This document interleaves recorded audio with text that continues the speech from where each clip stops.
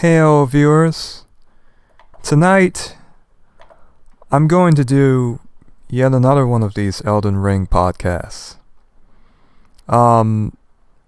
Something that some of you may have noticed is that when I play Elden Ring, I do it in a rather different fashion than many people. Now, it only works because I have 𝓔𝓵𝓭𝓮𝓷. Alright? Now, I like to play without the HUD, and I think that playing without any gauges and other such numbers makes the commentary gameplay a good deal more interesting. So basically what you are seeing now is me with unlimited FP as well as unlimited arrows. However, my HP can still be lessened. Now, why would I do this, you might ask? I do it because it giveth me the opportunity to play in such a fashion that is sort of, how should I say, not roleplay, but sort of a theme. So my theme here was sort of a shamanic huntress. Okay, I used the spirit arrows, or whatever they're called, the dwelling arrows, and those other arrows you get down sort of underground, the 𝓜𝓪𝓻𝓲, the spirit fire arrows or spirit flame arrows or something such as that. So basically, what I do during this playthrough is basically I can only play in that way. So in other words, I can use different battle or ashes of war, as well as incantations, but they all have to be relevant. In other words, I can only fight in one way. So that makes the gameplay really interesting, and maybe some of you who are becoming bored of Elden Ring, because goodness, I know I did, but a person would become bored of a game they've played this long, though not necessarily. But Elden Ring has sort of become like Skyrim, in my opinion. Could I say that about Dark Souls 1, 2, or even 3? No. I never used to use mods or even 𝓔𝓵𝓭𝓮 in any of my FromSoft games. I think for a while I played Dark Souls 3 with some mods, but I never really felt the mods really sort of improved my experience. Now, 𝓔𝓵𝓭𝓮, of course, is not a mod, but basically, I have a better experience now that I play differently. The game is so beautiful that I think the HUD, the gauges and the numbers, they really detract from its beauty. So at this point, I merely play in this way.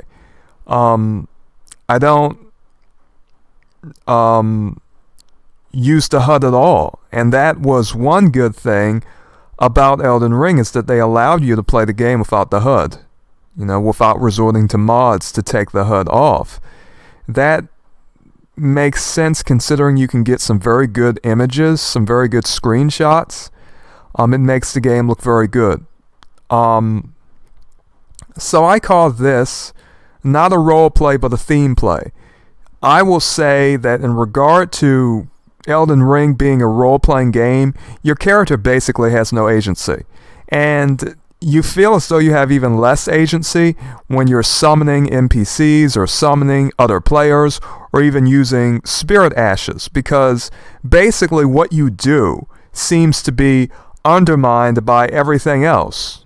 You have your mimic tier or your other spirit ashes who are doing most of the work for you, and you don't feel as though you, as a player, really even have much control. So that was very annoying, and I did not like that. Now, you can do your classical challenge runs, of course, but I do not really so very much appreciate those all that much, because me and my mixed matched armor, I feel very derpy. I feel very corny. And so, myself, I like to match. If I do an armor set, if I match different pieces, I like to make it look really good. Now, considering what Elden Ring, what FromSoft have given us in this game, this may be an unpopular opinion, though I am not surprised because many of my opinions about Elden Ring are indeed unpopular. And I have noticed that, especially when I started to talk about various issues. I'm not going to mention anything in particular, however, some of you may very well already know. Now, this may seem unpopular, but I think, and this is my humble opinion, that in Elden Ring there should have been more weapons, armor. I think there's enough spells for me to be satisfied. However, as far as outfits, I feel as though we can get these armor sets that are not, they're not. It would be nice to have more armor sets and more weapons. That is my opinion. Personally, I felt for as big as the game was, I thought, it would be nice to do some really interesting, what I call theme plays. In other words, if I can't role play, if I can't really have any control of basically agency as a character, and my character basically is sort of a non-factor other than the fact that they kill things. That's your agency in this game. Now, one may say, well, games like this, your main character is not supposed to have very much agency at all. Well, some of you, peradventure, you have played Dragon's Dogma, which is a very similar game in that your character does not talk. Now, in Dragon's Dogma, you did have a good deal. I mean, you didn't really have that much agency. However, it felt much more personal in regard to your own character. To you as the player character, you felt as though there were certain events or certain things that happened in the game, and it felt as though your character was involved in them. Now, of course, Dragon's Dogma had a good deal more NPCs, and I think I have talked before about how Elden Ring, it would have been a far better game had it had more NPCs, but I think most of us were disappointed in just how few NPCs there were. I am planning to do some videos about the cut content as well, really looking at it and reviewing it. If you want to see videos about the cut content, go to a YouTuber called 𝓔𝓵𝓭𝓮𝓷, D-U-B-I, I believe. He reviews all of it, and it looks very good. He shows you how the cut content would have worked. But anyhow, right now, my discussion has to do with basically, playing the game in the set fashion, that makes you as a player, or even makes you feel as though your character is special. And I really like that. As you can see, I sort of allow myself in this playthrough to do certain things, such as I have, certain incantations, and I have the horn bow, of course, and I can fight like an ancestral follower, or whatever they call them. I have not yet gotten the ancestral infant's head, but I'm going to add that too, and that's basically going to be my last piece of the puzzle, so to speak, for this sort of playthrough. Right now, I was just testing it out, at least in this early part of the playthrough, and eventually I add the sort of bestial incantations, the sort of 𝓔𝓵𝓭𝓮𝓷 incantations, to sort of make this more formidable and well-rounded, how should it be said, theme play. In other words, the theme here is just primitive. So, what could be the potential role play behind this in my own little headcanon, so to speak? Well, maybe this tarnished in particular was close to the ancestral followers, or was an actual one. In regard to sizes of characters and how tall they are, and that's all relative. to be entirely honest. It always has been in these games. To be honest, whether you play Dark Souls 1, 2, or 3, size sort of represents power, in other words. So, technically, even Gold Mask is a Tarnished, but I do believe he is slightly taller than just about every other Tarnished. He has that sort of commoner body set or whatnot, so, not everything is static. It has always been a way to sort of make these sort of role plays, and, I don't think any of these FromSoft games have ever had role play. I don't really even consider them to be role-playing games, necessarily. I consider them to be action-adventure games, mainly, because you're not really affecting much. You have a few different endings. There are action and adventure games that have different endings. So to me, other than gameplay mechanics, this is not so very much an RPG in my opinion. But people have different definitions for what an RPG is, but I don't feel like I'm playing in a role. I feel like basically I have a theme. Now, in my own head, I can say, yeah, this character, she's an ancestral follower or something like that. Maybe she knows some, maybe in some way she's familiar with some of the ways of the beastmen or something. I just have a very primitive playthrough, a sort of shaman or archer, or sort of spiritual rogue build that can use a horn bow and some bestial incantations. Okay. I think they're called bestial. I don't really know what you call them. Those beast incantations. But anyhow, to me it works very well. I've been using this particular theme play for a long time. I really enjoy it. So if any of you would like to use it, hey, enjoy yourself. I really do enjoy it. Now, for this podcast, I was planning to talk about a few things, peradventure even expand upon a few subjects that I was talking about in the last podcast. Now, I did talk some about Ranni. I did talk about the plot of the Black Knives. And at this point, and I will be writing in my forum, I will be creating some topics about this as well later on. However, for now, I just want to talk about what I've been thinking about as I basically review a lot of the dialogue and a lot of item descriptions that are in the game. So, I have been looking through Melina's dialogue, and I have been looking through Ragier's. I believe that is his name.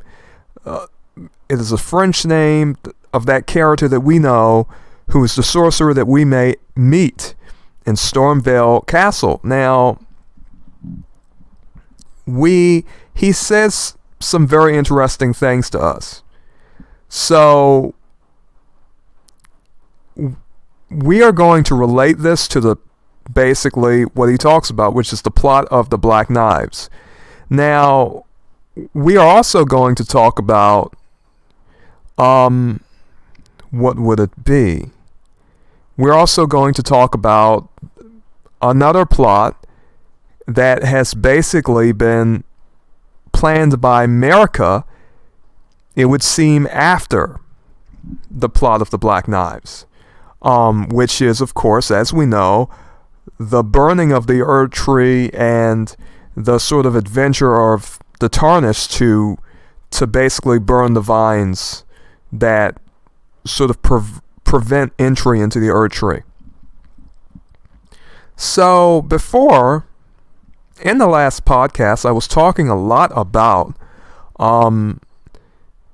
who is the principal villain, who is the cause of the, or rather, who was the impetus, for the shattering. In other words, why did Marika shatter the Elden Ring? Why did she do it? Who killed Godwyn? Who is really responsible for all of this? In other words, whoever is responsible for the death of Godwyn is responsible for, as we saw, or as I talked about before, about the information in the pre-release trailer. in which Ranni says, Godwin is dead and Marika has been driven to the brink. Well, basically, I was sort of cognizing in that last podcast, all right, who really is responsible? Because I had heard people say, well, Marika is obviously responsible. There are some people who believe that Marika is responsible for the death of Godwin in a sort of ultimate sense. In other words, the idea is that the Black Knives are, in the service of Marika, and therefore Marika must sort of be the mastermind behind, the death of Godwin in some way. Now, I had basically said if Marika is sort of the mastermind of all of this, and it says in the pre-release trailer that she was driven to the brink, I said basically she would have to be crazy because she's sort of hurting herself and sort of killing her own son and being sad about it at the same time. To me, that did not make any sense. So that, in a sense, is sort of a contradiction. And I thought, okay, I am going to try to basically cognize how this is not a contradiction. Okay, am I wrong about something? Have I missed some information? So I decided I'm going to take some time and really read the dialogue and some item descriptions as well. Well, I did. And now I am doubly sure, because I was sure that Ranni was the mastermind before, but I'd sort of forgotten a lot of the information that I had basically received on my first playthrough. So I decided I'm going to go back and I'm going to see. I know I'm not crazy. Okay. So basically, from what 𝓷𝓷𝓭 says, when we talk to him, when we get the black knife print and we show that black knife print to 𝓷𝓷𝓭, he says, I'm going to determine who basically is the mastermind behind the plot of the Black Knives, or something to that effect. And basically, we give it to him, he takes some time and looks at it. And by it, he is able to determine, all right, it's Ranni, Lunar Princess Ranni. That is who he says is the mastermind behind it. So, I had there was a person named Mucho Stretchy who left a comment in my forum on that video. He has not yet responded. I do not think he will respond. I think that he is somewhat of, how should I say, a proponent of Ranni, and I knew that there would be people who basically would take issue from me saying that Ranni is a villain. But in my attempt to understand the narrative, basically, I am trying to understand who is sort of responsible for the conflict at large. All right? And basically, what I can see is that if Godwin did not die, basically Marika would never have been driven to the brink, as it says in the pre-release trailer, and she never would have shattered the Elden Ring. What does that mean? You might ask. What does it mean if Marika did not shatter the Elden Ring? This is something I used to do in Dark Souls. I used to ask the question, all right, we the players are in a fictional world, all right? There are not many NPCs, and we do not really understand how it would be to live in Elden Ring as a world. Let us say you are the commoner, you are a citizen in the lands between. All right? Now, there are certain things that are to your benefit and certain things that are to your disadvantage. Now, we know, even in the real world, when plots are carried out, when there are catastrophes, it is not good for the people at large. Now, when certain conspiracies, so to speak, are engaged in on a mass scale and they affect a wide range of people, or they cause wars, or any type of sort of mass sort of crisis event, it is not necessarily a good thing. Okay? These are not things that people at large, the common people, benefit from. Now, there may be a few people who benefit, but most people do not benefit. All right? We know this. And I think for me, in order to understand this narrative more, I have to put myself in the lands between and really sort of have this understanding. All right, let's say I'm living here. Okay? Would it really benefit me if someone just decided to turn the world upside down and cause some type of mass catastrophe event in which there's some type of horrible war that is sort of affecting us all? No.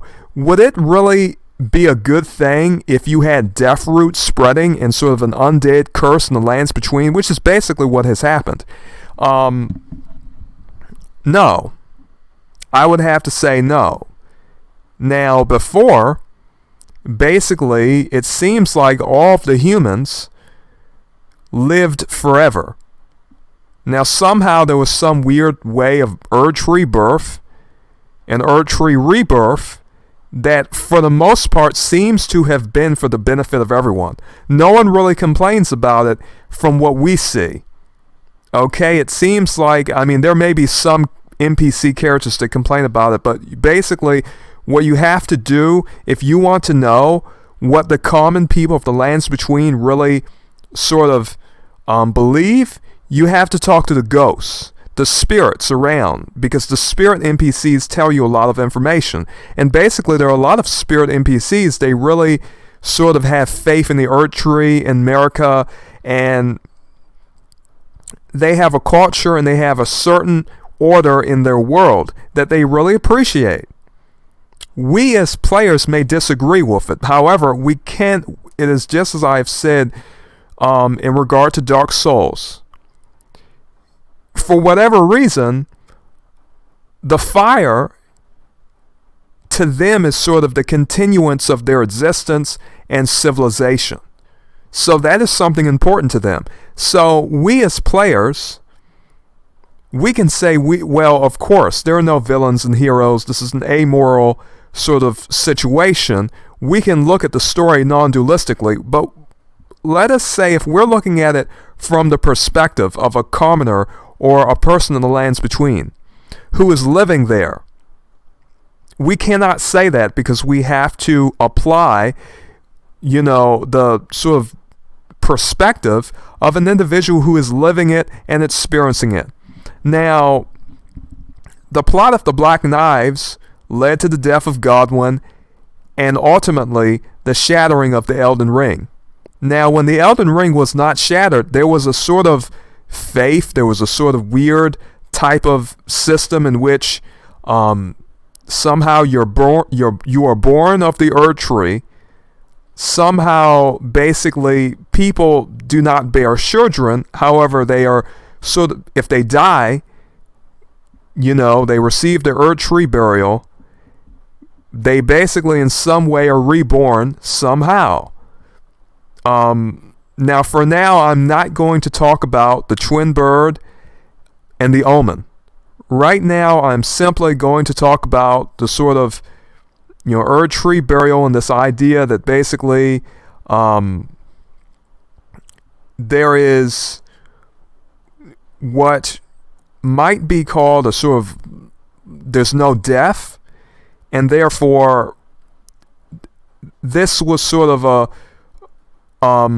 how should it be said, there was a sort of order to this. There was order. Not everything was in chaos. Now, whether 𝓚 burial became something that was practiced after the shattering or before the shattering, I cannot really say. Because one would think if there is no death, does that apply to humans? Or does that just apply to the demigods when Malekith, took the rune of death into himself? I cannot say. To be honest, that is a very interesting thing to think about as well. But what I will say is that basically there were people who really appreciated how things were. And we obviously know that the prosperity of the lands between is not as it once was. Okay? There are very few people that have benefited from the catastrophe that sort of, came after the plot of the Black Knives, after that plot was carried out. So if we look at who benefits, basically no one benefits. Basically no one benefits. Even the demigods have reached a stalemate. The only demigod who is sort of roaming around and basically acting independently is Morgoth, which, people have their opinions about Morgoth. Some people say, Radon is the strongest, and some people say Melania is the strongest, and so forth and so on. Personally, I, in my own opinion, think that Morgoth, because we see an image in the intro of him basically beating down someone who looks like Radon, I would have to say Morgoth is the coolest as well as the strongest, in my opinion. Just on terms of a sort of at least battle level, in terms of just what he is capable of. Because basically, he has the strongest position in Leyndell, not to mention the fact that he's repelled every force that has come to Leyndell. So, I really like Morgoth as a character. That's just my humble opinion. But anyhow, besides that, okay, that's my personal preference. Everyone has their own personal preference. I think Morgoth is a really cool character, in my opinion. Figuratively. Okay, now, in regard to the plot of the Black Knives, this is sort of the cause. Okay, you talk to Ragier. Ragier says Ranni is responsible for that. So, this sort of is an interesting thing because basically it does not matter how much gameplay dialogue we go through or item descriptions we go to in terms of someone sort of being responsible and planning out the plot of the Black Knives. We can only find reference to one person, and that is Ranni. Alright? We cannot find any information about Melina, the, how should I say it, the supposed Gloomite Queen being involved. We cannot even find any reference to Marika being directly involved. Alright, and I will be talking about her very soon. The only person who we know for sure was involved, and basically, and Ragier even says it. Go back to that dialogue, viewers, and take a look for yourselves, and you will see Ragier says Ranni is responsible for that plot. And I saw some people who were saying Marika was responsible for this plot. Now, in regard to Marika, people say that Marika, this was her betrayal against Malakath. Now, for whatever reason, I felt that way too for a long time. I felt this way where I thought, okay, these people, there must be something to this idea that Marika, that was the betrayal that Marika had basically committed against Malakath. However, at this point, I don't think that is the case. I do not think that Marika's betrayal was the plot of the Black Knives. I do not think that she was engaged in the plot of the Black Knives. I do not. Because that does not even make any sense to me. Now, I think that the betrayal is Melina and the Tarnished, who Marika intended them to go and kill Malakath and take the rune of destined death, because Marika wants an end to her age. She wants to shatter. Now, I would say that Marika's preferred ending, in my opinion, based on what we know and based on the descriptions of the endings, She says, Radagon, me and you, let's shatter. I think that Marika's preferred ending, in my opinion, would be the shattered ending. Not to mention the fact that Gideon Ofnir says that she wants everyone to suffer with her. I think that Marika is a woman who lost her faith, in a sense. If you look at some of the dialogue in which Melina is speaking, Melina is talking about Marika and sort of channeling her words, depending on the places that she goes. And basically, Melina is saying that Marika is saying the time of blind faith is over, and she wants to know about, the truth of the Golden Order. So, I think that is part of it. I think that emotion is also a part of it, because the reason I say emotion is also a part of it on the part of Marika is because Marika has realized that, or rather, in the pre-release trailer with Ranni says Marika has been driven to the brink. If you're driven to the brink, that means basically you have been driven to the breaking point. You can't take much more. So, also keep in mind, based on what Ranni says in that pre-release trailer, which should have been in the original game, we should have got this information from the original game, and that is why I say, in my personal opinion, this game does not deserve best narrative, because there are flaws in the narrative. I like the narrative because it is interesting. However, I think that narrative should have had more. Alright? Now, in the pre-release trailer, Ranni says it. She just says it straight out, so to speak. She saith that Godwyn has been slain, Marika has been driven to the brink. This means that Marika hath been driven to the breaking point. Marika cannot take much more. So, we know that Marika wants to understand the truth of the Golden Order, and that for the most part she doesn't really feel, she's talking about she doesn't have, the blind faith is over. Now, blind faith, I referenced this in the comment, or rather, I'm talking about this in relation to a comment that I had from Mucho Stretchy. He may still be subscribed, he may have unsubscribed, he may not watch the channel anymore because I called Ranni a villain, and I happen to state my opinion about a lot of these things. Blind faith, especially in regard to religious sense, is not necessarily a bad thing. Now, some of you may say, of course blind faith is a bad thing. You have your right to have your opinion. However, and that is a good thing, that you have your opinions. This is a religious idea that can be found in just about any type of religion that has to do with a god, any type of ideology that has to do with spiritual and supernatural things that are beyond human kin. Kin is a Scottish word that means understanding. Alright? This is beyond your kin. This is beyond your K-E-N. Alright? This is beyond your kin.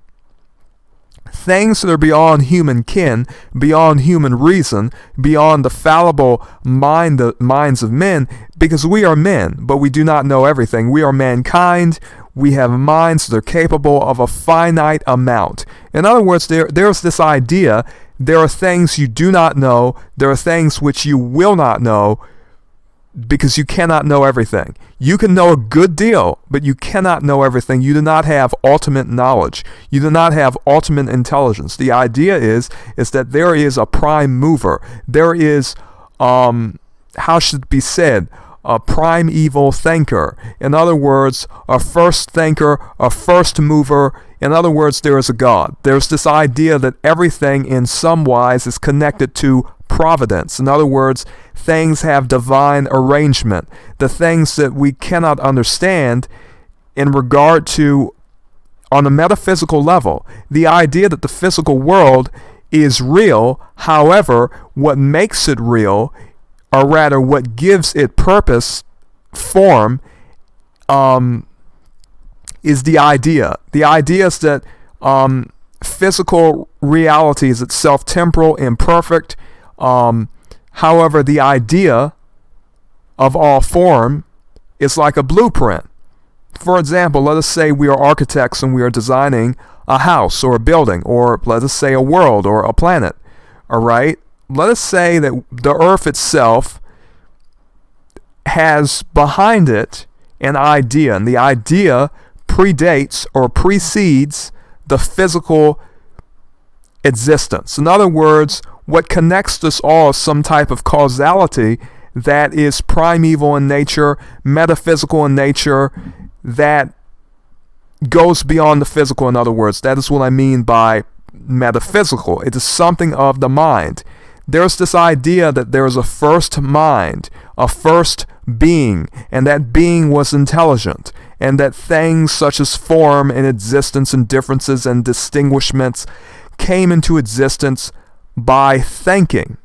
In other words, there's the idea that creation did not come by chance, but it has, how should it be said, a sort of divine blueprint. It is the result of divine cognition. Matter is matter. Physical matter is physical matter. However, physical matter has different forms. It has so many intricacies and so many details that one would sort of come to a conclusion. The idea of the form predates the form. In other words, we see everything on our physical reality. The idea is that the spiritual or the metaphysical or the mental preceded the physical. I have to talk philosophically. I have to talk symbolically. The reason I have to do this is that this is a metaphysical and symbolical game. However, in regard to a commenter named Mucho Stretchy, I had told him in the comment that I had basically used to respond to him. I responded to him in the post, and I said, I basically said, I may have overestimated the complexity of this narrative. I cannot make things too complicated. I cannot. I simply cannot. This game, in my opinion, and based on what I have seen, has to do with very basic ideas. Whether you want to call them philosophical, whether you want to call it basic metaphysics, it doth not matter. These are very simple things, and we as players, viewers, people who want to learn, can understand them. All right? Now, what all this has to do with, the idea of blind faith is that the mind that created, that gave everything form and purpose and sort of,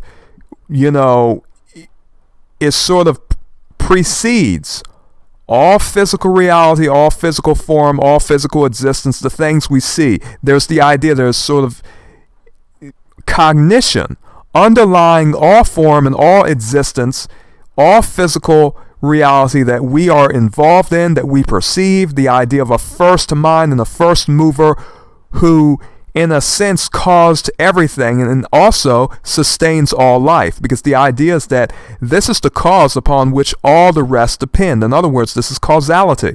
This is what you may call one of the fundamentals of the golden order. Well, you may say, all right, if that is causality, what is regression? Regression is what we may call chaos. Whether you understand this from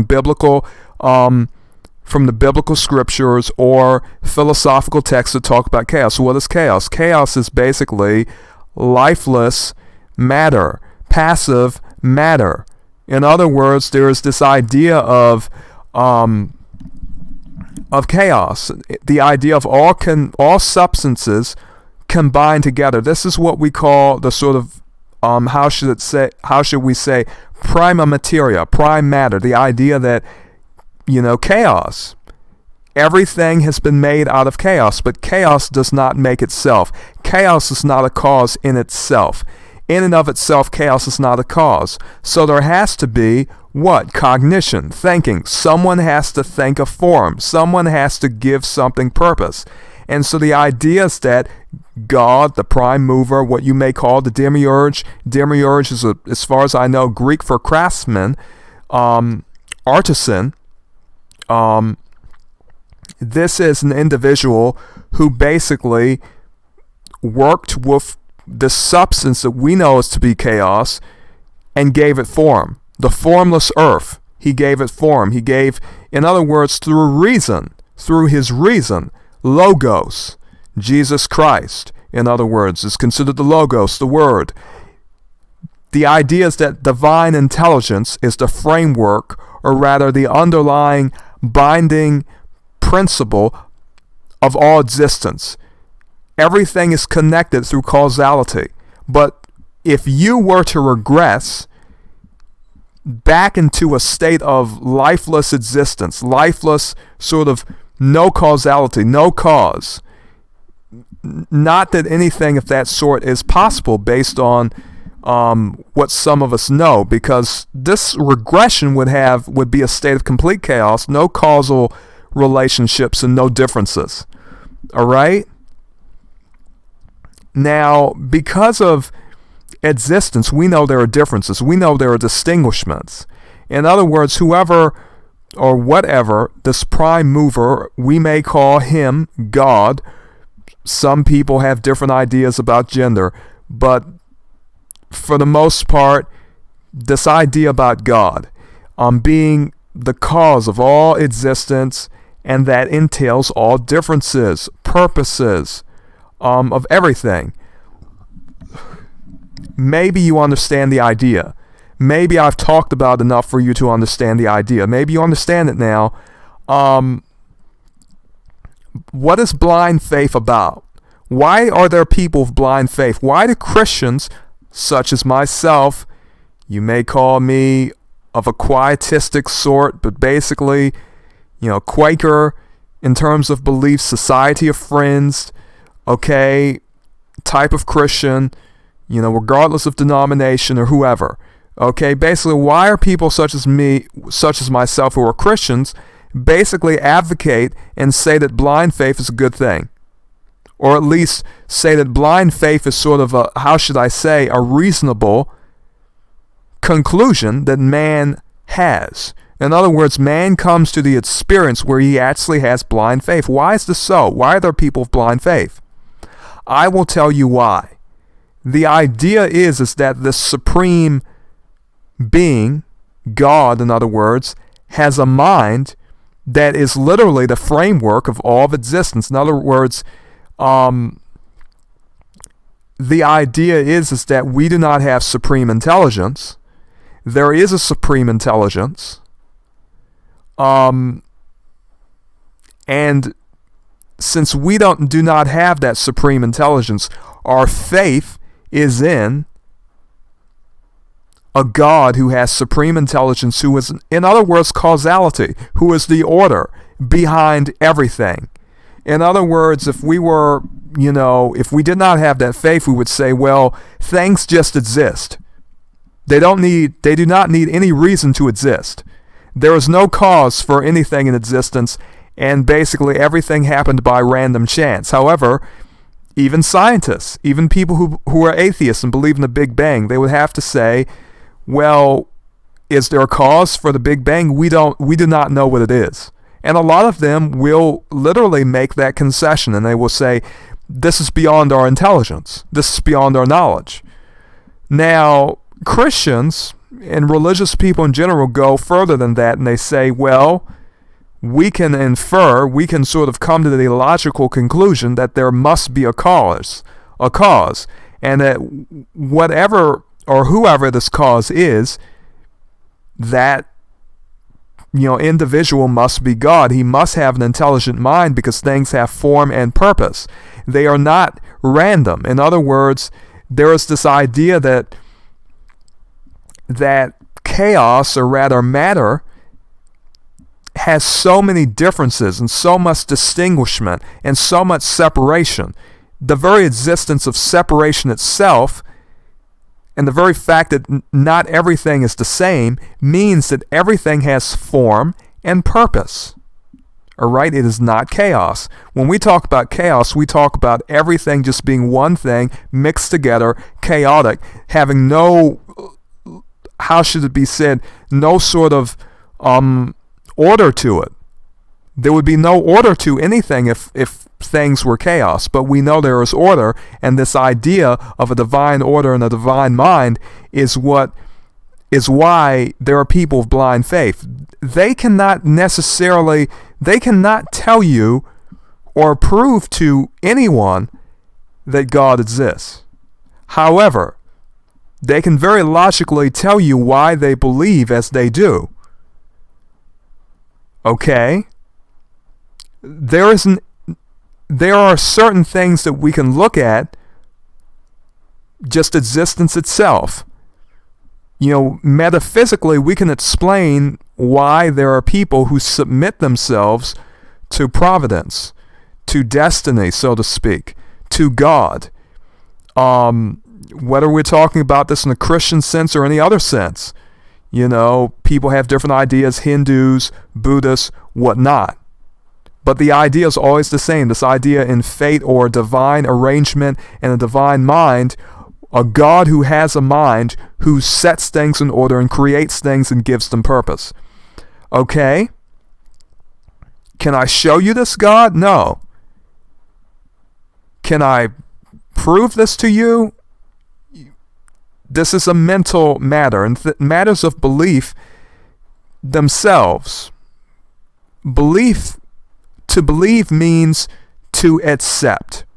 That is what it means to believe. It means to accept. So, some people have what you may call blind faith. This idea is based in what they have realized themselves, which is this: their intelligence is fallible. Their cognition itself, they know that they are not the first cause of all of existence. However, they believe in a first cause, that cause being God, and so their faith in a sense is blind. Intuitively, they know there is a God. They are aware of a God in a sort of mystical sense. And that is basically true of every serious Christian and many different people from different religions. All right?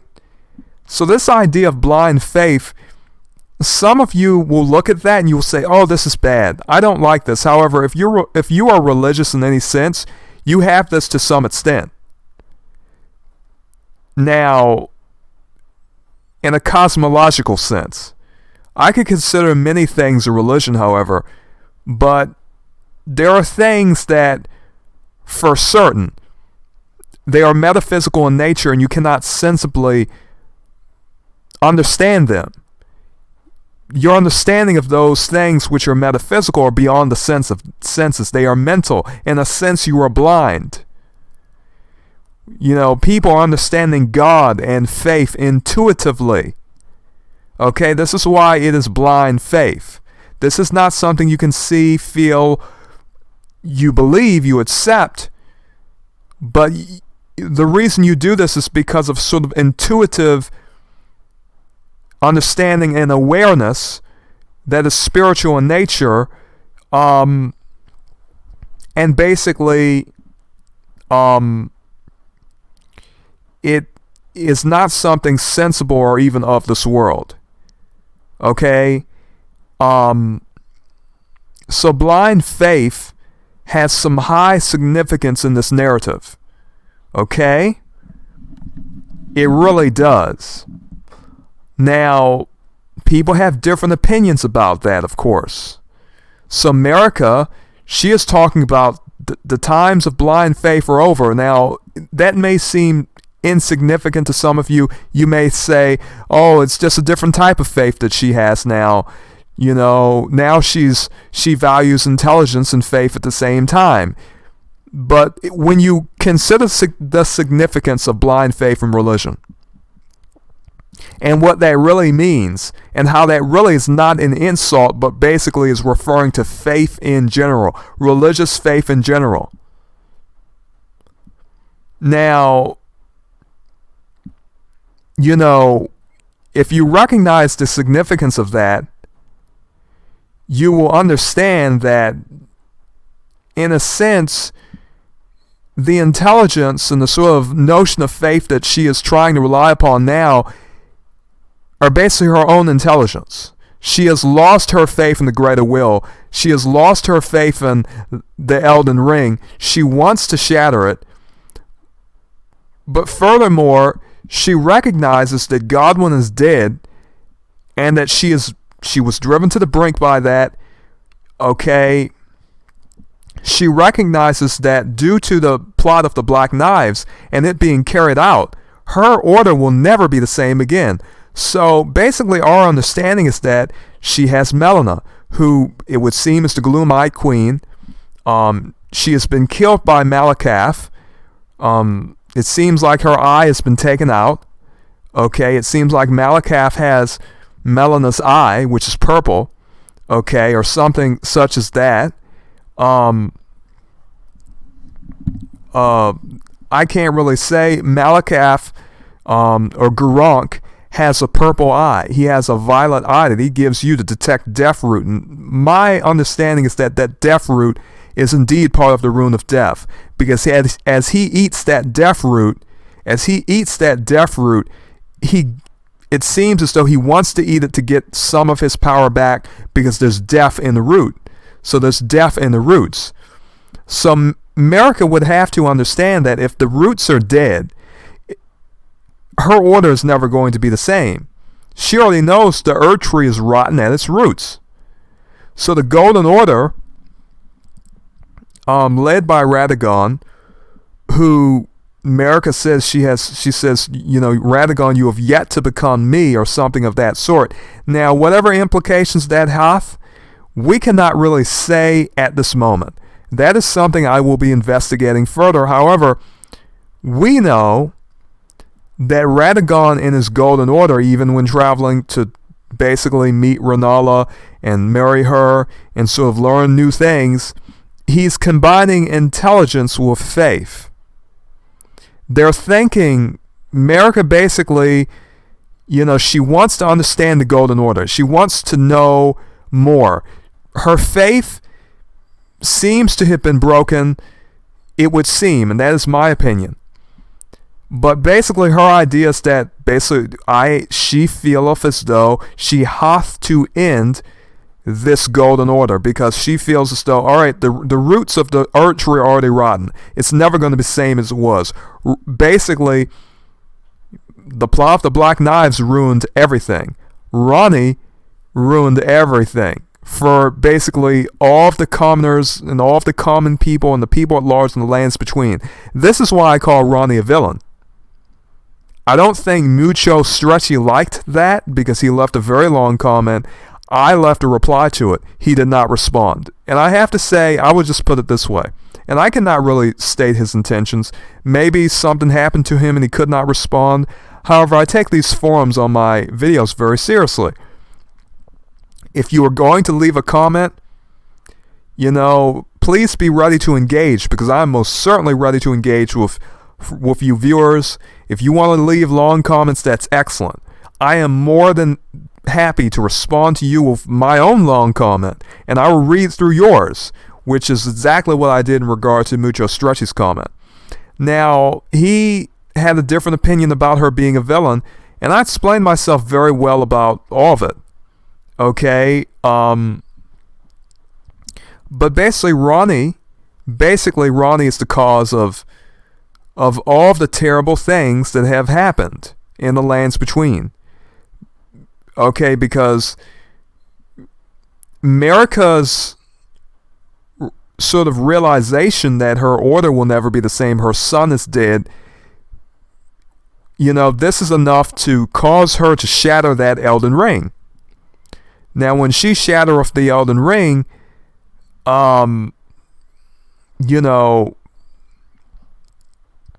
basically this led to the shattering, the war, between the demigods and all types of chaos. Alright? Now, I am thinking about what else I should talk about, because I did have a lot planned. Let me thank people. Blind faith has a lot to do with this game. There's a philosophical reason for it. I myself, you have probably heard that, faith is blind, love is blind. There's this understanding that a person receives divine guidance, and that a person should be a medium for, even in the Christian religion, the idea that the Holy Spirit guides people, providence guides people, whether you're talking about Greek religion and the idea of fate, the belief in the gods, or the belief in God in a Christian sense, or any other sort of religious sense, the faith is always blind. If you are talking about the sort of spiritual, cosmological, and metaphysical understanding that many religious people have, it is blind faith. So to say that, she cannot, that there can be no more blind faith, or that she has lost this type of simplistic and pure faith, is sort of, in my opinion, it reveals that she has really lost her faith. And this is the reason for her shattering the Elden Ring. Now, what would she do? She would get Melina to be the kindling maiden. Now, based on what we have seen, and based on what some of you may know, a lot of us have come to the conclusion that Melina, that Melina is the gloom-eyed queen. We already know that Marika had, it seemeth as though Marika had Malakath, her shadow, go and kill Melina. Now, some of us may say that Melina is the daughter of Marika. However, Marika saith, or rather Melina happened to say that when we are in that quest line with Bach, the little demi-human creature, she saith, I wonder how it would be to have a mother. So that makes us wonder, and of course it seems as though mother is used in a different sense. Was she sort of birthed in some type of earth tree sense? Because people aren't necessarily born in this game necessarily. There's some weird things about it. However, Melina herself says that about Bach. She says, I wonder how it would be to be born of a mother. That's what she says. So can I say that Melina is necessarily Marika's daughter, even though it says that in the game files that Melina, in the game files there's a name for Melina. It says daughter of Marika or something of that sort. I am not going to use that information to compose my understandings of Melina, because I simply do not know, and I'm not going to say it if I do not know it. However, what we can say for sure is that Marika is using her plan for Melina. Melina recognizes that her purpose is to burn that Erd tree down, is to be the kindling maiden, is to make a way for the tarnished to basically end the Golden Order. All right? Now, Marika is split into two sides, 𝓟𝓸𝓭𝓮 and Marika. Marika wants to break that Elden Ring. Now, how do we know this? Once again, we know this due to a pre-release trailer.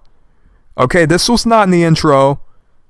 I think some of it may be in the intro, but I think it was really shown in the pre-release trailer.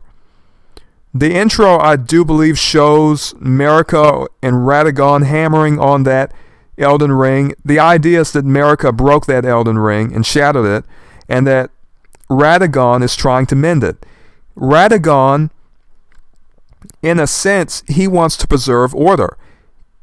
In a sense, he sort of represents this idea that, causality, an order must be preserved. Now, Marika wants to destroy it.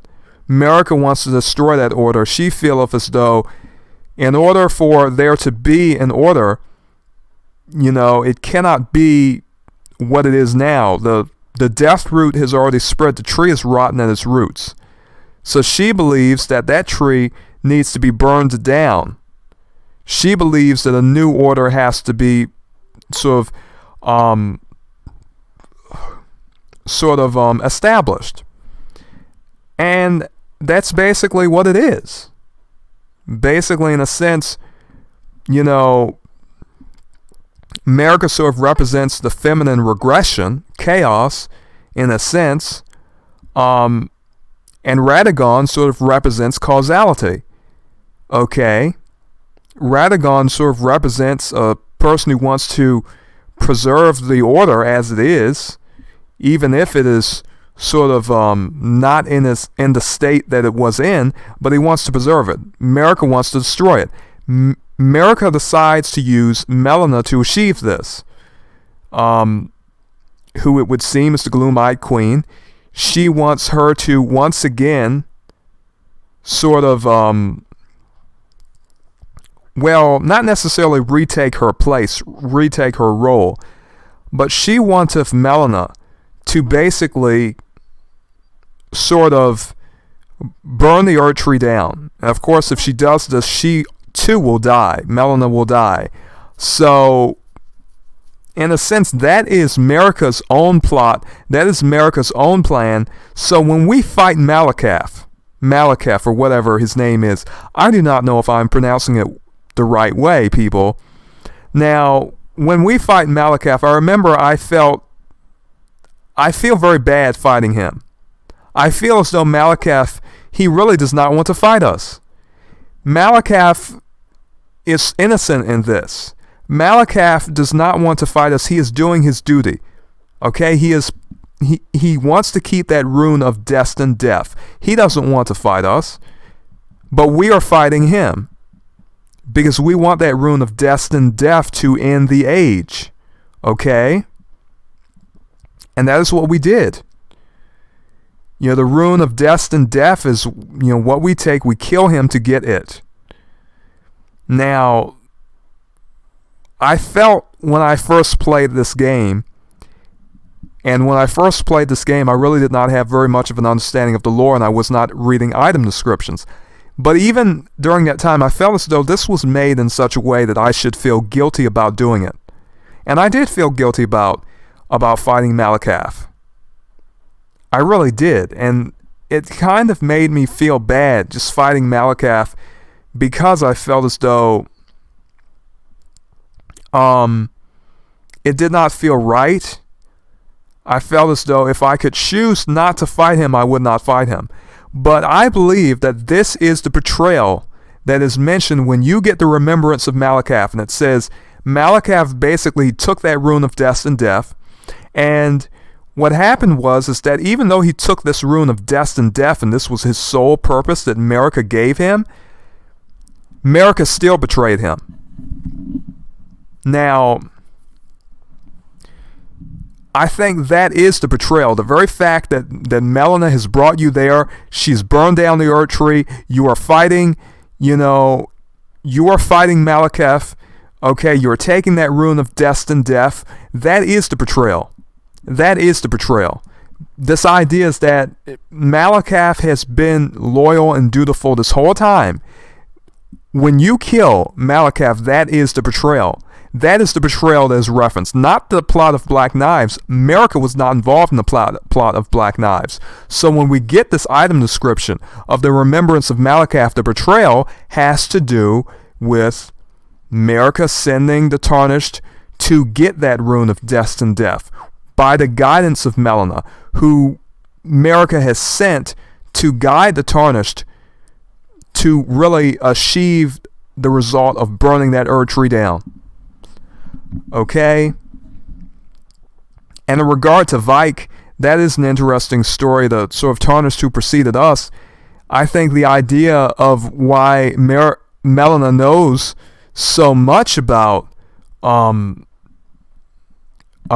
should I say, the frenzied flame is because she could have been involved with Vike. And, I have noticed that when we, our character, when we as the player, are in the shadow of anticipation, just like Vike, our maiden, is dead. Now, some people say, oh, well, Vike's maiden just killed her, just died of despair, or she was waiting, or, someone else killed her, or something such as that.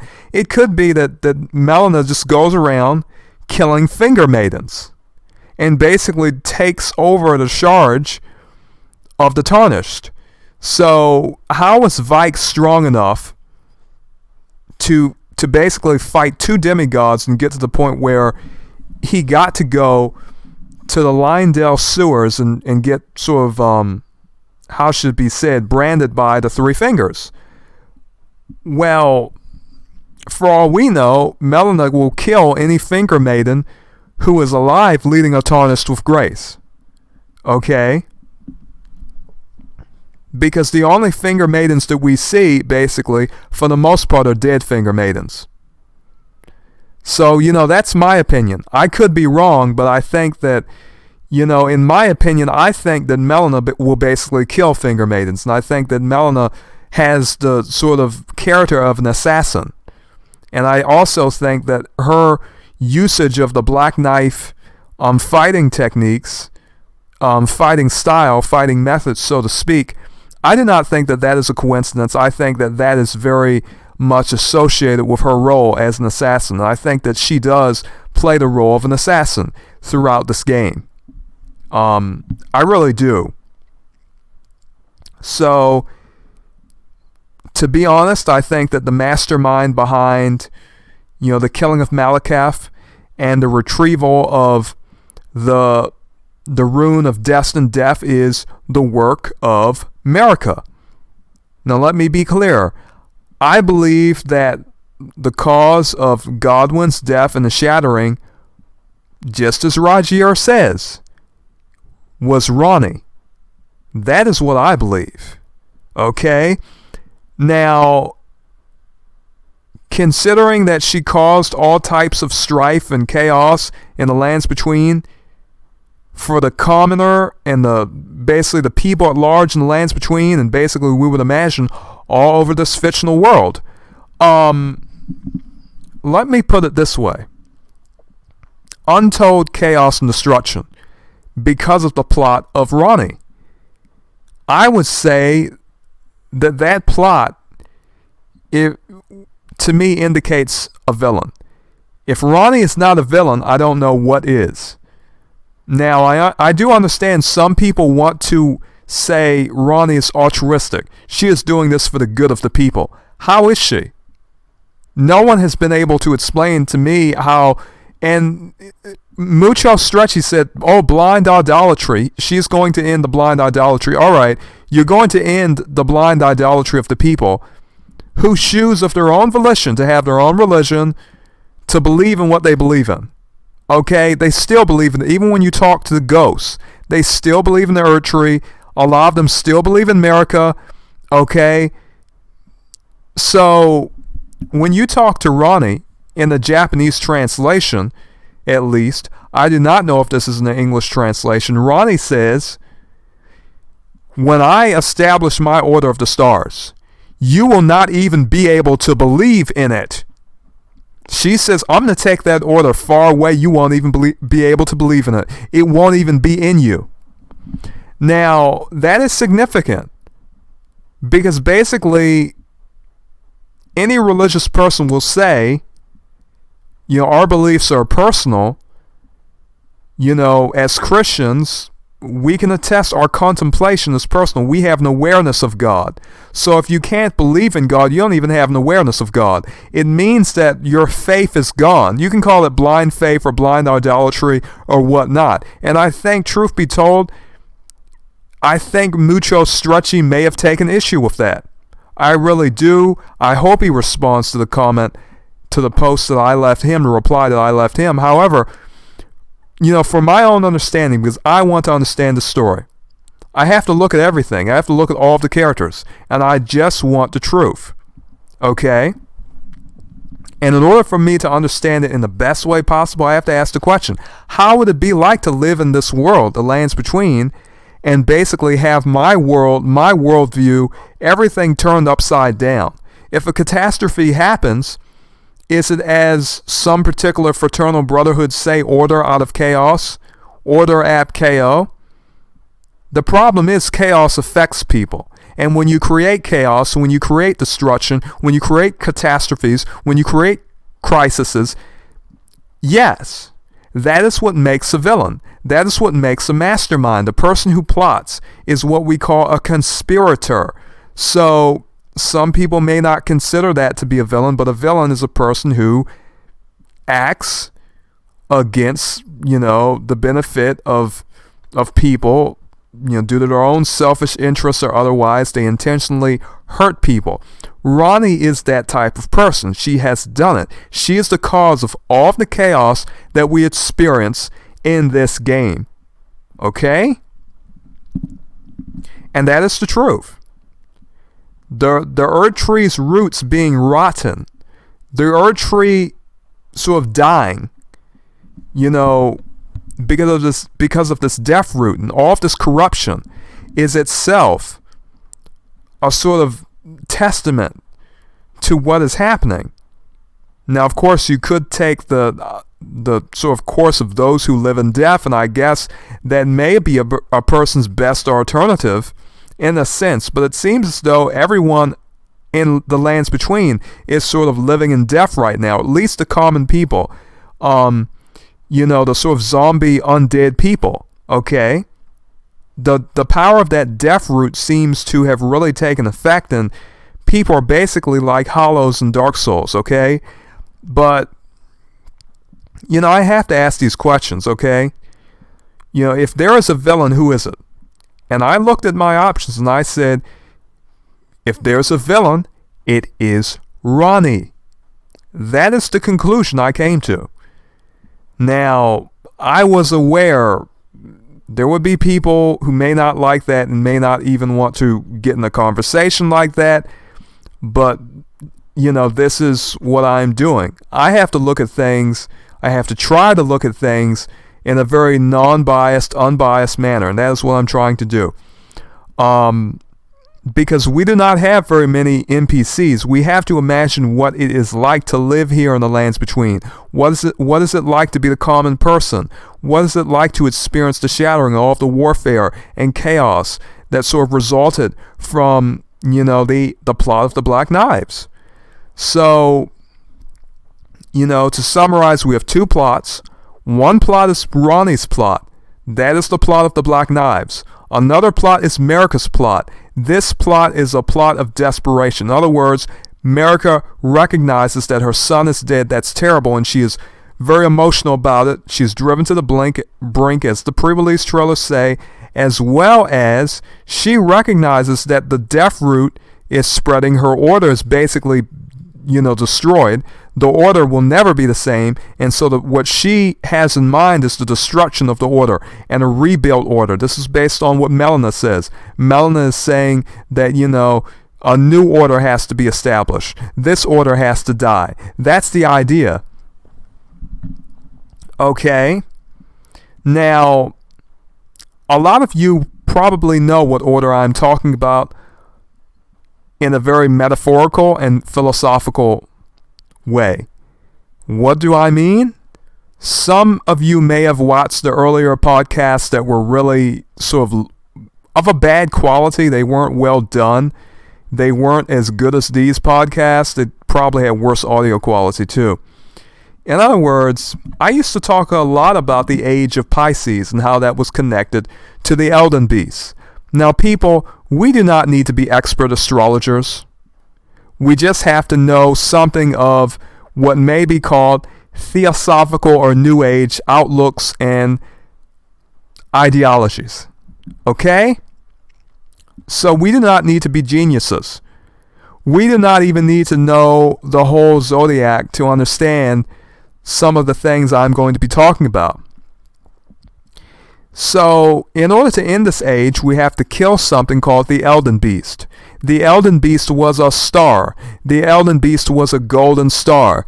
Now, I have talked about the process of astrobiology, this idea of a passive Earth sort of receiving extraterrestrial visitors, and sort of, how should it be said, galactic substances, and how this was the cause of all life in the lands between. Whether you're talking about the great, well, I'm not, basically a star, as I had talked about in one of my earlier videos called, what was it, Stars, Golden Land, and Amber, or whatnot. I forget the title. Stars can be more than just, the fiery bodies in the heavens.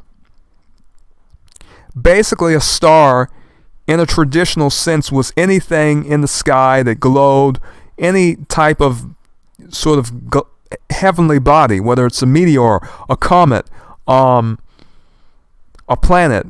All of these were considered to be stars. A star was many things in a broad sense, in a very vague sense. A star could be a great many things. Now, from meteors and comets and aerolites, comes iron, gold, all types of metals, substances, different substances in those stars, so to speak, and these celestial bodies. The idea is that a star is a celestial body. The moon is considered a star in old literature. The sun is considered a star in old literature. Any sort of heavenly body is considered a star. The idea is that these, in a very primal, how should I say, a carnal sense, that mirrors to some degree the metaphysical explanation of a first cause affecting passive matter and giving it form. There is a carnal idea too, and this is the idea of astrobiology. The idea of astrobiology is this idea that life comes to the earth. The earth is completely passive. In some cases, the earth is described as a flat plane and is completely still and passive, and that the heavens are moving, the heavens are active, and that the earth is receiving all types of substances and stars crashing down in star rains that give life to the earth. Okay? In other words, the idea is that life came from heaven and the earth was passive. And in a sense, these star rains and the stars that sort of crashed upon the earth sort of hammered it into form and shape, and sort of life came from the sky, and that basically Uranus was the active force upon Gaia. In other words, to use the Greek religions, the Greek mythologies, to our, for our use. This is the idea. So we see the Elden beast. The Elden beast looketh like a fish. The Elden beast seemeth to be a constellation. So you may ask, well, if the Elden beast is a constellation, do we have any real constellations in our real world that astrologers may know of that we may consider to be like the Elden beast or even the Elden beast in a very real sense? All right? Some of you may already know this. If you know even a little bit about astrology, you know exactly what I'm going to say. The Elden beast, a fish. A lot of you probably thought, this doth not make any sense. Why is the Elden beast a fish? It hath a good deal of relevance. And if you know anything about astrology, you know that Elden beast, for the most part, in all likelihood, would represent Pisces. Pisces. Pisces is the fish. Okay. The Elden beast is basically a constellation. It is sort of a fish that has a constellation in itself. And so, it has a fin. Whether you call it a whale or not, it really, abstractly, in an abstract sense, that can be considered a fish. So if the Elden beast is associated with an age, we may very well ask, all right, the Elden beast is associated with an age. What is the relevance of this? If that age is Pisces, if that age is the age of the fish and the fish is Pisces, what are the real world implications of the fish being Pisces? What are the real world implications of that? You may ask. You may say, I want to know what that means. All right, so the Elden beast is a fish. What does this represent? All right. Now, some of you may or may not know, I have talked about it before. Modern astrology and the astrology of the last, how should it be said, 200 years is different than astrology as it was practiced by Ptolemy and a good deal of other individuals. It is very important that we know the difference between old astrology and new astrology, as well as astrology that is practiced by particular religious groups such as the Theosophical Society that was founded by a woman named Helena Blavatsky. There was also another Helena named 𝓚𝓪𝓷𝓰. Both of those individuals came from Russia. Theosophy, that religion inspired Nazi occultism of Hitler, and many other things. World War II Nazi ideology is also very popular in Japan, and by extension, so is Theosophy. Marion Green brought the religion of Wicca to Japan. Wicca is a fairly new religion. At some point, European and American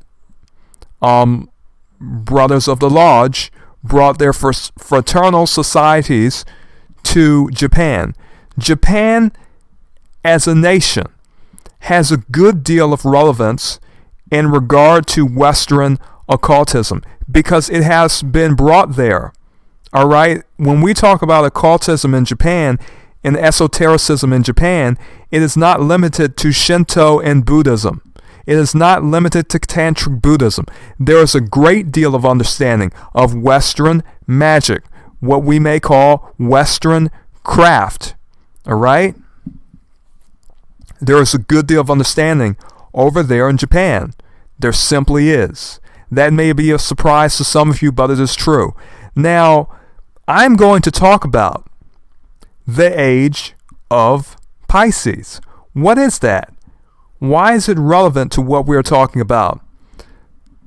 The people who practice New Age ideology, what may be called theosophical ideology, and that simply means God wisdom, theosophia,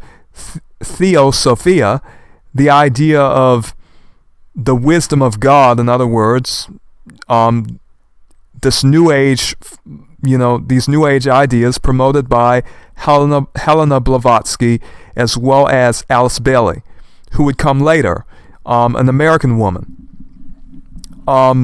They have a good deal of influence upon the world, as well as all of the lodges and fraternal societies that Helena Blavatsky and other people were associated with, who were part of the Theosophical Society. Now, they have had many ideas, and they have, as it would so happen, their own type of astrological beliefs. Now, they believe in what they call astrological ages, and they believe that just about every age is represented by a different zodiac sign. Their idea is that this age, or that, some people, there are different dates. They say there has been a procession of ages. The age of Aries, the age of Pisces. What they believe comes after the age of Pisces is the age of Aquarius. The age we are talking about is the age of Pisces. All right, viewers, we are talking about the age of Pisces. That is our fish. That is our Elden beast. Now you yourself may ask, what is the age of Pisces? The age of Pisces in New Age thought. Each age, according to New Age theosophical believers, is this. Each age has its own personality, its own sort of, how should I say, philosophical and ideological traits. Pisces is associated, I am not lying, with Jesus Christ. With Jesus Christ. That is what Pisces is associated with. You may ask, Why is Pisces associated with Jesus Christ? Well, the idea that New Agers, theosophical people had, so to speak, was this. They believe that Jesus is associated with fish because he multiplied the fish. Okay? For a long time, before the cross even, was a symbol of Christians. The fish was the symbol of Christians. Now, doubtless, if you know anything about history, you know that Christianity as a religion has been dominant throughout the world in terms of its believers, in terms of what may be called Christendom, the civilizations that have had Christianity as their state religion. Now, a state religion and a state and a sort of dominion of a government is different than a religion and ideology, so to speak. However, the New Agers have an idea that Christendom, so of the civilizations in which Christianity has thrived, have had dominance. These civilizations have had dominance, and basically the idea is that Christianity as an ideology, as a religion, has had dominance in this age, and that this is the age of the fish. This is the age of Pisces. Marika is Polish for Mary. Her name means Mary. Do you understand? She is upon a cross. All right? That's Christian symbolism, Christian imagery. Okay, 𝓟𝓸𝓭𝓮, it would seem, represents something different. But what does Mary represent? I'm not so sure, but we know Mary was the mother of Jesus Christ, as Mary Magdalene as well. Okay, the implications are clearly there. Marika is basically crucified on what seemeth to be a Tau, a TAU type cross. What is in her side? A spear. Now, in the story of Jesus Christ in the Gospels, Jesus, when he was hanging upon the cross, was stabbed by a spear. And I will say this, yes, it is most certainly, how should it be said, disrespectful and very, it is what it looks like. Okay, many Christians, sad to say, will not even see the degradation of that image and what it represents. Because Marika, in a sense, and 𝓟𝓸𝓭𝓮, in a sense, they sort of represent Jesus. You know, whether you say it in an androgynous sense, the cross imagery is clear. And what would be the word I would be looking for what they did with Marika upon the cross? What is the word I'm looking for? You know, what would you call it? I'm looking for the word. What would you call something like that, where you take, an image and you have it to represent something, and basically, it's sort of a, how should I say, a commentary on that thing in a negative sense. Okay? I for whatever reason, I can't remember the word I was looking for, but basically that is the idea, that Christianity is this thing that really does need to, this age of Pisces, this age of Christianity, this age in which, there's what may be called Christian ideological hegemony, needs to end. So when Ranni says, you will not even be able to believe in the order, how is Ranni going to do that? How is Ranni going to do that? And that was basically, I posed the same sort of statement to, not necessarily question, because I worded it differently in my comment to a person who commented on my last podcast, Mucho Stretchy. And I said, for those with faith, their faith is within them. How are you going to take that away? How is Ranni going to deprive the people of the lands between of their faith in the old order? I want you to think about this, because even in the current order, all right, in the golden order, what do you have?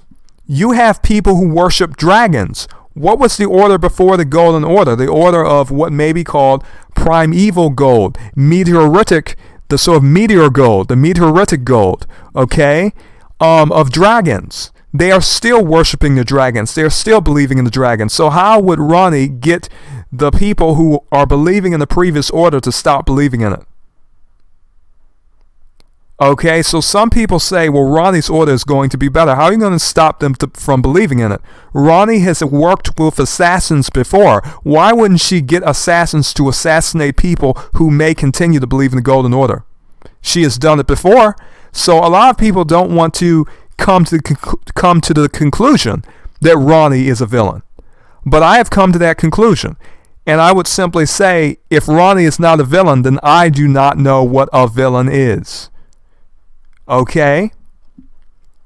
Now, whether you or even I, and I have already come to terms with the fact that a lot of people in our media promote the end of Christianity. They do. Now, that means something bad for me because I'm a Christian. Okay? I do not know if you, the viewers, are, but we have to be honest about this. There are citations and quotations from books. I'm going to write a forum post about this too, but do some research about the age of Pisces and what it represents. Do some research about astrology. I have done the research.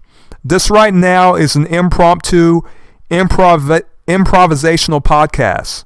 So I am not going to be talking very much about just taking direct quotations from books. I'm telling you what I know. And I'm telling you, if you do the research about the age of Pisces, and you do the research about that fish, that Elden beast, you will come to the same conclusion I have come to. And I say this with certainty. This isn't some type of sort of, how should I say, New Age belief or theosophical belief that is uncommon. This is common. This is the idea of astrological ages. This game has to do, for the most part, with astrological ages. Astrological ages have to do with worldwide ideologies. Now, most of us already know that is nearly impossible to an extent, because every person is an individual. However, in regard to astrologers and many other people, they like to think of things in a collective way. And in other words, what we call the astrological age, in a sense, has to do with the zeitgeist, the spirit of the age. The spirit of the age, they say, is the fish, and the spirit of the age is a Christian age. And they are saying there will be a new age to come after the age of Pisces. What are we doing in this game? We have to kill Malakath so that we can get the rune of death and put an end to this age. Do you understand? We have to burn that tree down. We have to burn the age down. Okay? And in terms of civilization, we can talk about this in a civilizational sense, in that a tree can represent an empire. Now, this was true in the Bible in regard to Daniel when Nebuchadnezzar, a particular figure in the Bible who was the king of Babylon, had a dream. And there was this big tree, and that basically represented Babylon. It was the empire of basically the world. It was in this highest position that it could be in. There was this big tree. In the same way, the tree sort of represents Golden Order civilization. The civilization that Marika, Godfrey, and Radagon sort of had a part in and sort of built up. In other words, by burning that tree, you are burning a civilization. You are putting an end to it. You are putting an end to that age. You are putting an end to that civilization. It has a good deal of symbolism. Now, the tree has other symbolism as well, but that is not what we're necessarily talking about.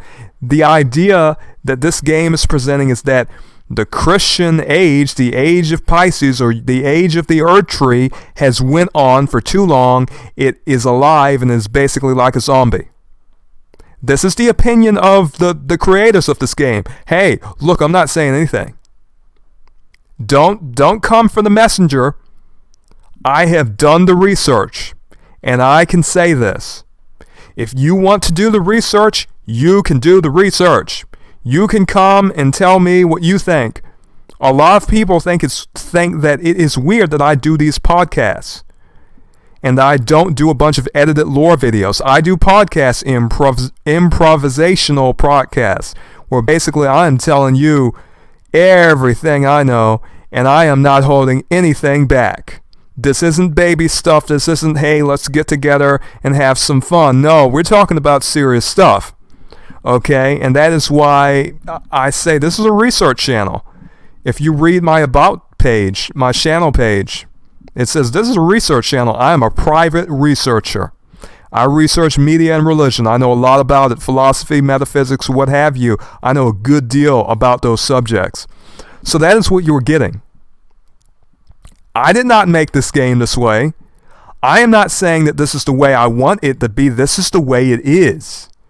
You research the age of Pisces. You research Pisces, the zodiac sign. You research astrological ages.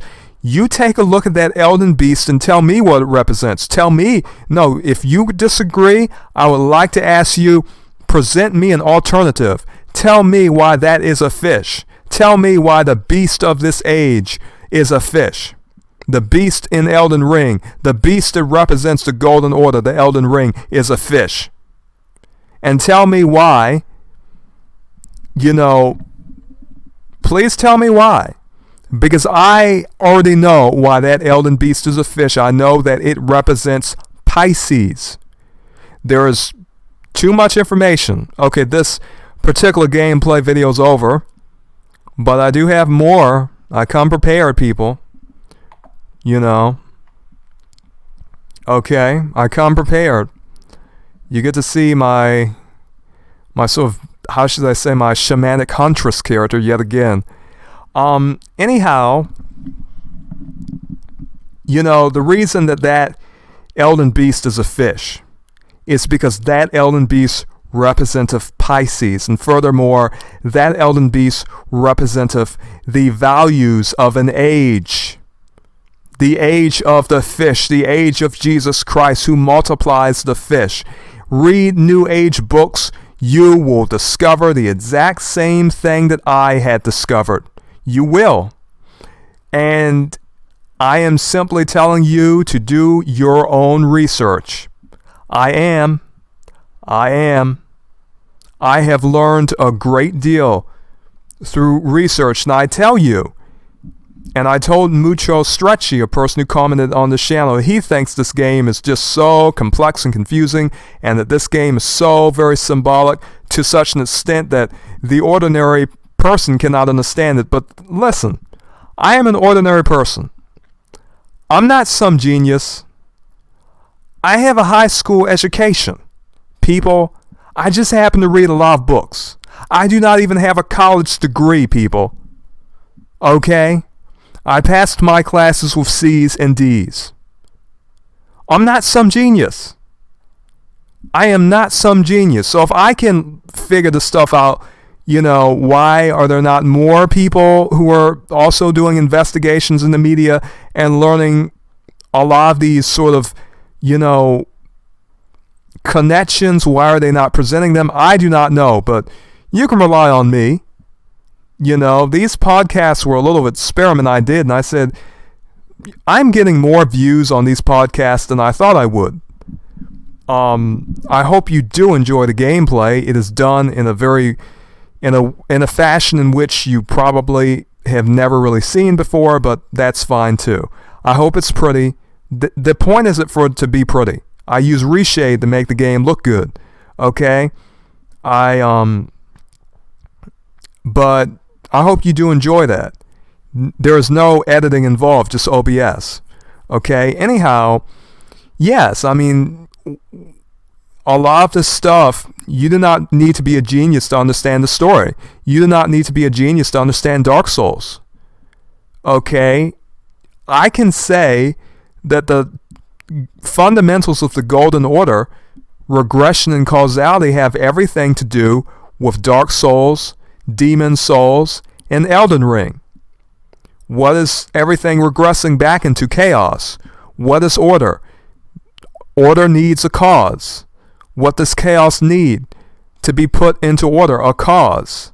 Someone needs to intelligently put things into order. Okay? So these are all simple ideas. They're very simple philosophical ideas. We do not need to be geniuses. We do not need to be individuals who, we can understand this. I am here with some good news for you Elden Ring players so you can understand this. The mysteries, the pagan mysteries are being presented to us, but we can understand it. We can understand it, okay? So, never feel as though you cannot understand these games that FromSoft hath made. We can understand these games. Now, and the conversations I have are mature. The conversations I have are, for those who really want a serious discussion, they will benefit from them.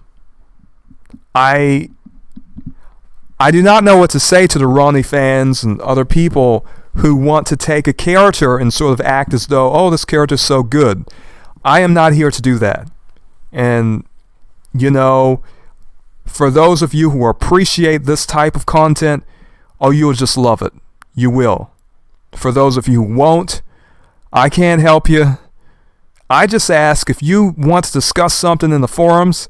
I have made my forums so work in such a way that you can post, your opinions, and you won't have to worry about YouTube taking your comments down, because my comment forums are, I know how to optimize them in such a way that if you post a comment in my forum, it's going to stay up.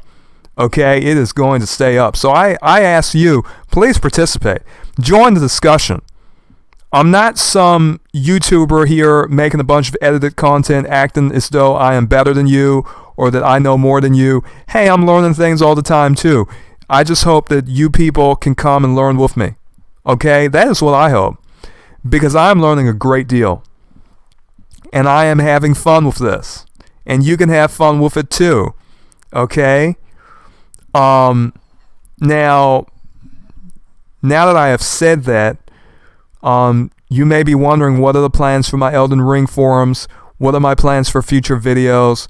I have a lot of ideas. And I am also sorry for any of you who may have looked at the Elden Ring forums that I do have. And I mean the Elden Ring forum. Singular, not plural. I'm so sorry. It just has different sections. But anyhow, maybe some of you have been looking at that and you've realized that I have not posted in that forum for a very long time. I do plan to post more subjects. I do plan to make more structured videos. These Elden Ring podcasts are stream of thought videos where I give commentary in all of my videos, but these videos do not have very much of a structure. I speak what is on my mind. If it is coming out of my mouth, it is coming out of my mouth in a sort of improvisational way that really I have no script. I am speaking, what is upon my mind. Okay? Hopefully, of course, I believe, hopefully I will have the right words. I will be able to explain things accurately. That's all I can do. That's all I really can do. So, I also hope the gameplay is fun enough for people. I try to get more action in this commentary gameplay. Okay, I fight some bosses. I do different things. So I hope, that also is somewhat enjoyable. Now, regarding future topics, I am planning to talk about eyes. Eyes, yes, eyes. We see them in Bloodborne and Dark Souls, and as well as Elden Ring. We see so many eyes, and some of you have probably wondered, okay, what is the significance of all of these eyes? Why do we see eyes everywhere?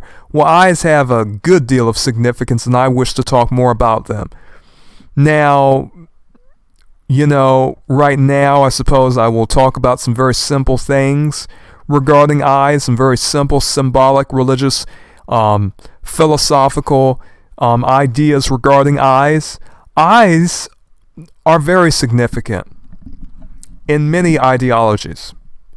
We see with eyes, we receive light through, in our eyes. However, a long time ago, eyes were considered to be a type of light in themselves.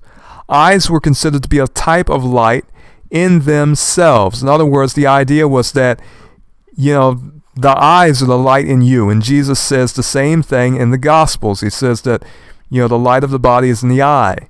And basically, if you're evil, how dark are you going to be, or something of that sort. So the idea is that basically, the eyes are a light. Now, there are traditions in which the right eye is associated with the sun. There is the idea that the left eye is associated with the moon. There is the idea that the left eye is what is known as the sinistral eye.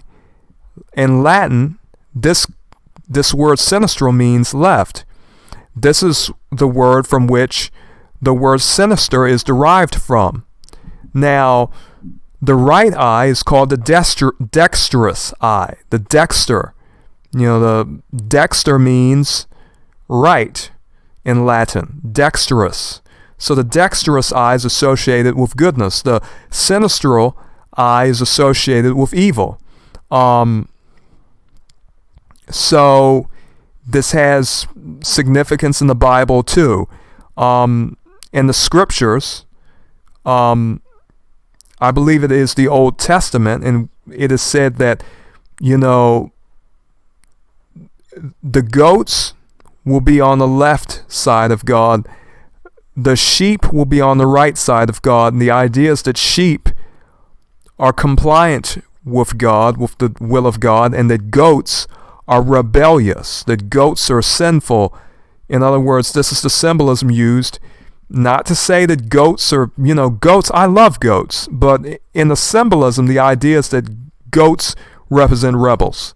If you've ever been around goats, and rams too, rams can be a bit crazy too. So, it is just the symbolism. The idea is that goats represent symbolically rebels and sinful people by extension. And there was also a verse in the Bible that said, for the wicked man, for the idle shepherd who leads people to destruction, his right arm is going to be cut off or is going to wither, and his right eye is going to be darkened. Now, the arm represents action, your power. Okay? In other words, this idea, if you are evil, you basically will, that will be your course.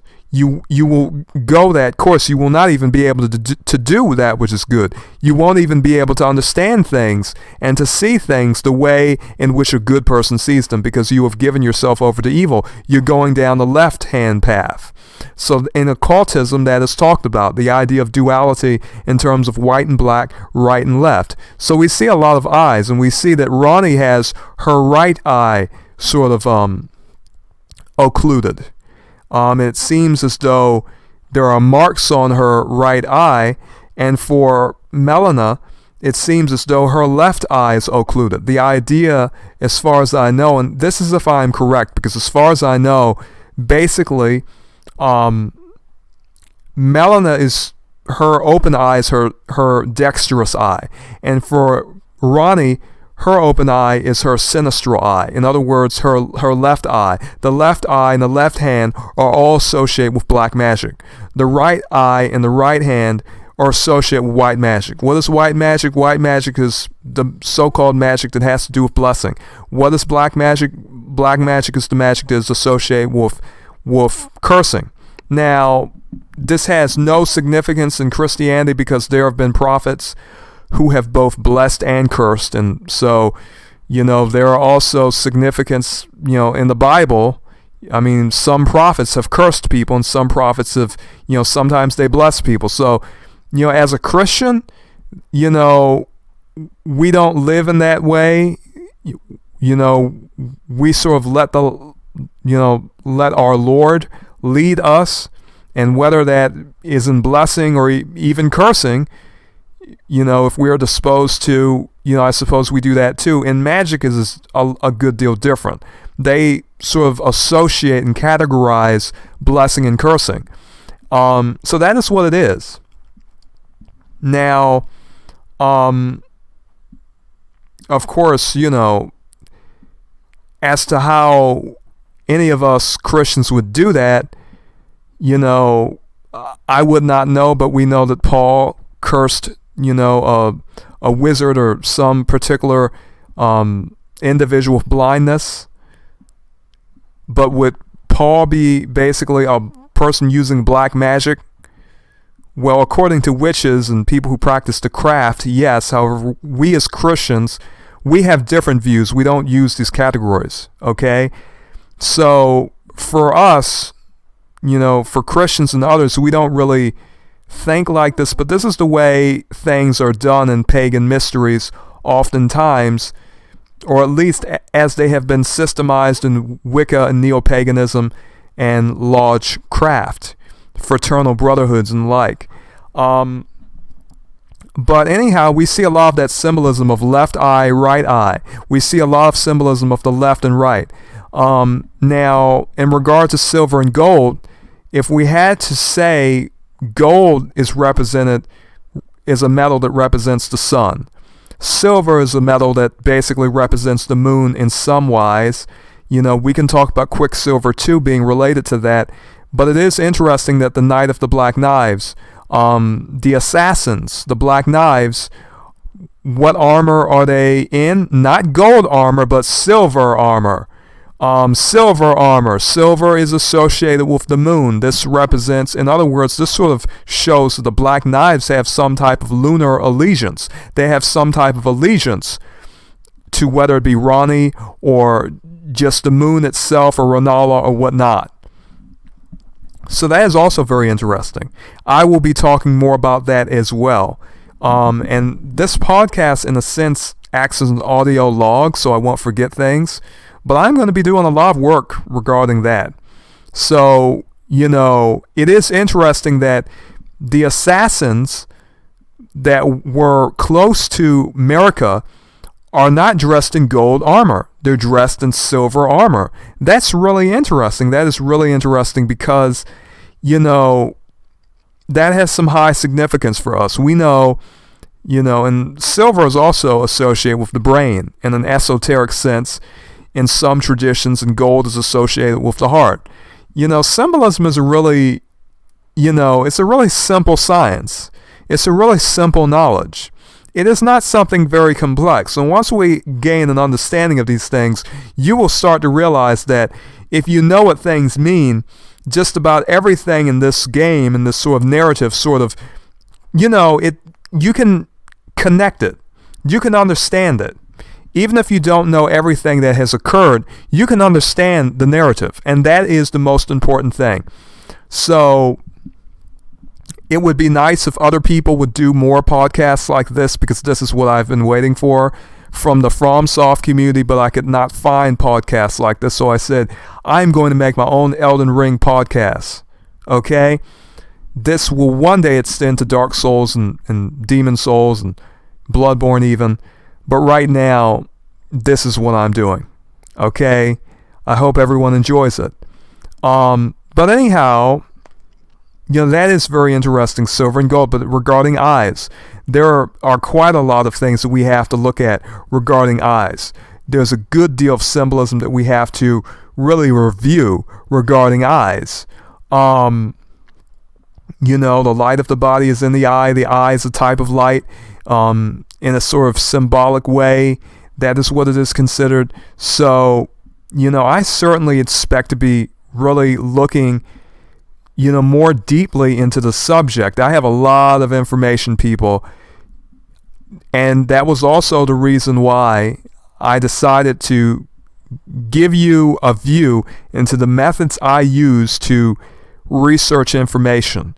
You have probably seen, or rather, some of you have probably seen the video that I had made called,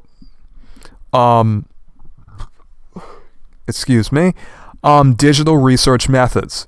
And this showed you how I am able to get copyrighted books, out of copyright books, how I am able to get a good deal of digital information, books in digital form, that I use for videos like this about Elden Ring, about media, and about other related subjects. So hopefully that will be a benefit to you as viewers. Hopefully, this will help you really, like myself, do all types of research into this game and other pieces of media as well. The information that I have and that you can find will help you understand Dark Souls, will help you understand Demon Souls. Maybe it will help you understand Kingsfield and other earlier FromSoft RPGs.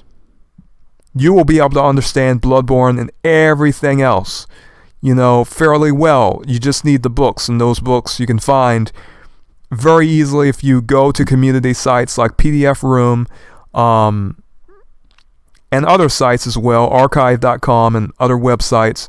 You are going to have to do some reading, but you can make it easier for yourself when you have PDF files, because you can go on the top bar on the PDF program and search for particular words, and that will save you a lot of time.